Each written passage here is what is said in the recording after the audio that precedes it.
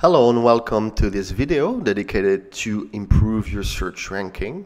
We'll give you a few strategies and techniques that you can use with your Weebly editor to rank better on search engines like Google or Bing, for example.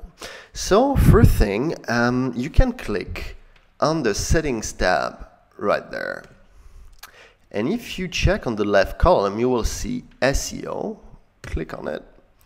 And here is actually the whole SEO settings and description for your whole website. So if there's only one thing you should do, that would be this. So it's very important. As you can see, the first thing is site description. This is basically what will appear in the search results when visitors will actually see the list of websites offered by Google when he's looking for a specific answer to his needs, right? So you will need to add probably, let's say, one or two sentences describing what is your activity, what you do. So the thing is, what is very important when you will actually write this description is to add many keywords. For example, if I'm selling flowers and I put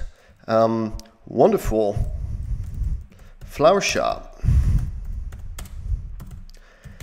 that's good, I guess, because you have flower and shop.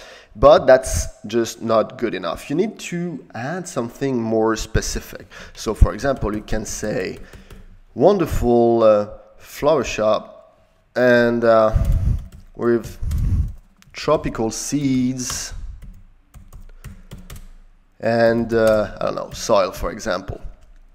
So as you can see, you have seeds, you have soil, you have flower. This is the kind of keywords you want to use, but you want to use them in a way that it is, let's say, readable. If you just use keywords with no meaning, for example, you will just put flower shop,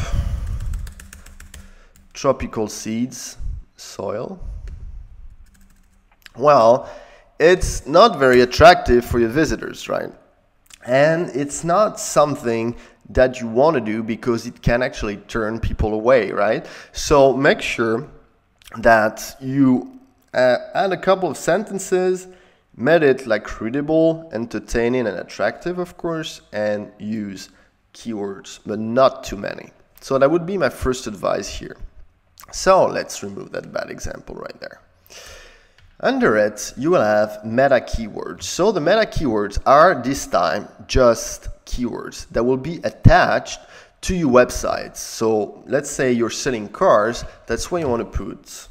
For example, cars, you want to put, I don't know, you want to put paint, you want to put doors, you want to put wheels, and so on. So usually I would advise you to, let's say, add 10 to 15 keywords, no more than that. Why?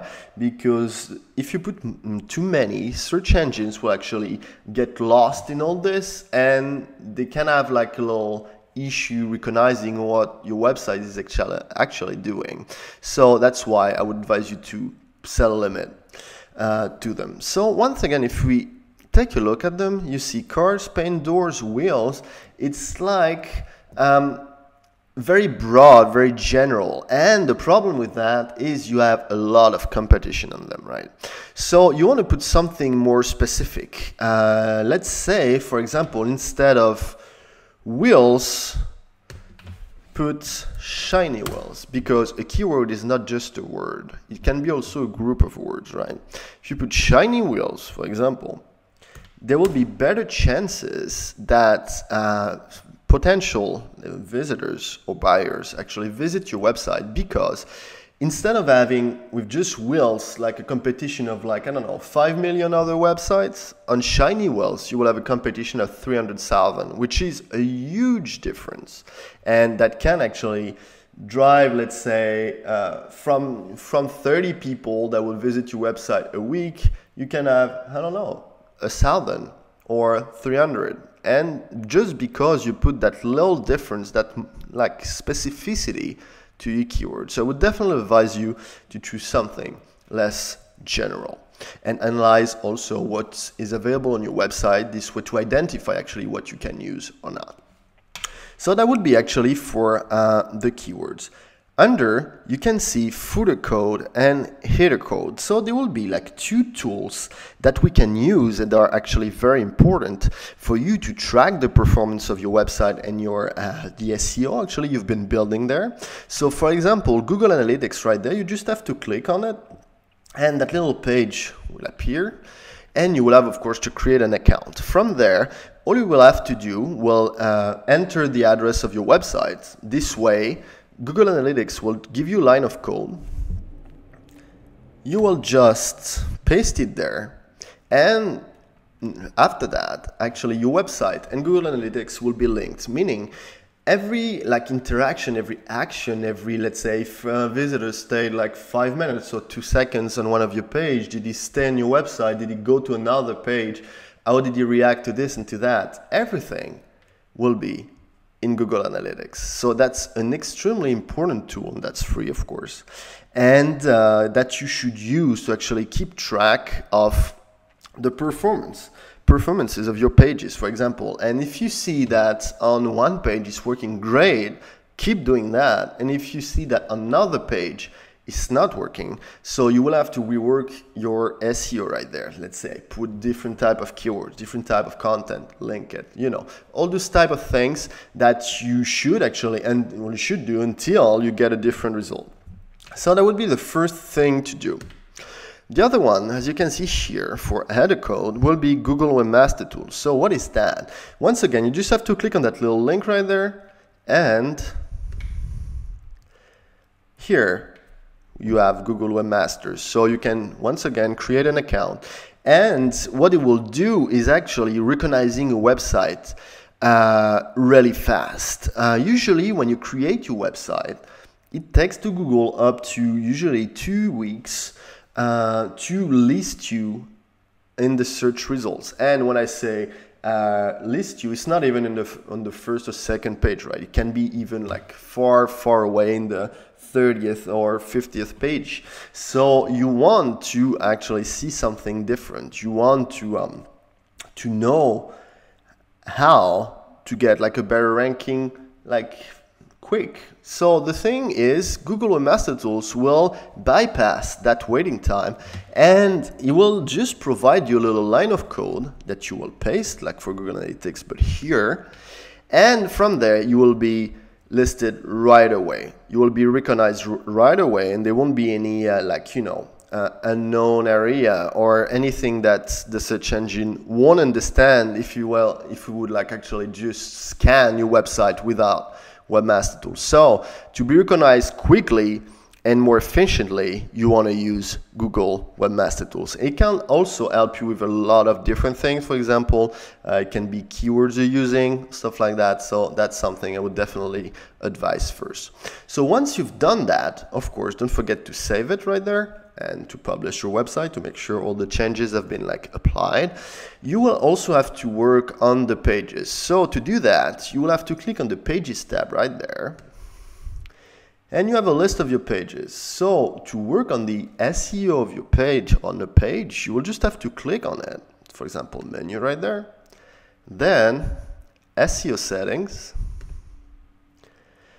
And for example, here you have different other spaces. So for example, let's say it's a restaurant, right? And you have the page title. That's something that will appear actually right there, here in that little tab here. And you want to do that in the same way you did in the settings before. So you want to put something this time that is short in a way, but still contain keywords. Let's say you put here, my wonderful menu. So that's a great title, but for SEO purposes, that's not the best thing. Why? Because menu and wonderful are definitely not something that you want to use. Because first, the competition is probably huge on those words, and it doesn't really explain what you're doing. So for example, let's say you can put my contemporary menu. And from there, you will have more chances actually to attract more people, because it is a more specific word, keywords, or group of words.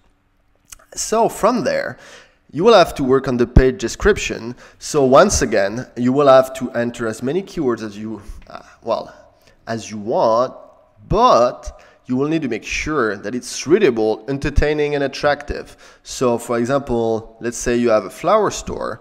You can put something like this: flower store with different type of seeds and turtle food. Why not?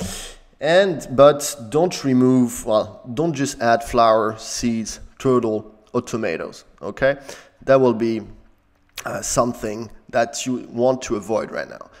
And after that, in the meta keywords, that's when actually you will use only those words. So for example, flower, seeds, turtle, food, and so on, until you get 10 to 15 keywords. So from there, actually, you will just have to, once again, publish your website, and do that for every page.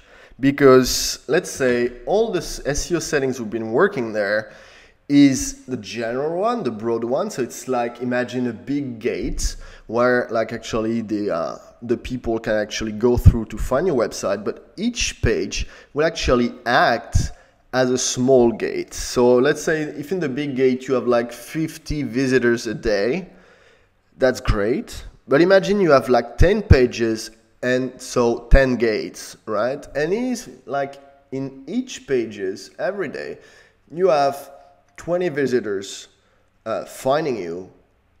At the end of the day, still you will get more visibility and more visits from these pages than from this, gates as well, than the general settings you've been actually setting on. So think about it and make sure actually that all these little details are are ready.